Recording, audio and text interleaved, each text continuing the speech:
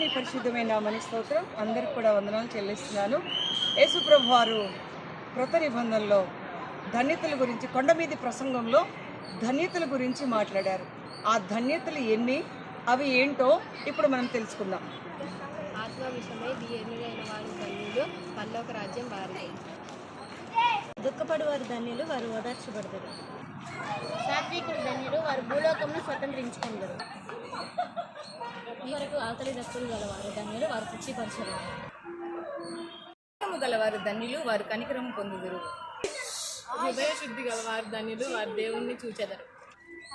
సమాధాన పరుచువారు ధన్యులు, వారు దేవుడు కుమారుని అనబడును. నీతి నిమిత్తం హింసించబడేవారు ధన్యులు, వారు పరలోక రాజ్యం వారు. నా నిమిత్తం జనులు మిమ్మల్ని నిందించి హింసించి మీ మీద అబద్ధముగా చెడ్డ మాటలలో పలికినప్పుడు మీరు ధన్యులు. సంతోషించి ఆనందించి పరలోకమందు మీ ఫలము అధికమగును. సరే, విన్నారు కదా, ధన్యతలన్నీ కూడా విన్నారు కొండ మీది ప్రసంగంలో. కనుక ఈ ధన్యతలు మనం పొందుకుంటే ఎంత ఆశీర్వాదం ఉందో ప్రభువారు చెప్పారు. కాబట్టి దీనత్వం కలిగి ఉందాం, సాత్వికం కలిగి ఉందాం, హృదయశుద్ధి కలిగి ఉందాం. ఎవరు ఎన్ని మాటలను అనుకోనివ్వండి, దేవుడు మనకి ప్రతిఫలం ఇస్తాడు. కాబట్టి ఈ 9 ధన్యతలు కూడా మన జీవితంలో మనం పొందుకునేదము గాక. దేవుడు అందుకని కొండ మీద ప్రసంగంలో మాట్లాడారు.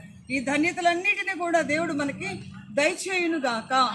ఆ విధంగా మనం స్వతంత్రించుకుందుము గాక. సాత్వికులు ధన్యులు భూలోకాన్ని స్వతంత్రించుకుంటారు. కాబట్టి అటువంటి సాత్వికం దేవుడు దయచేయును గాక. Amen. God bless you. Praise the Lord, praise the Lord, praise the lord.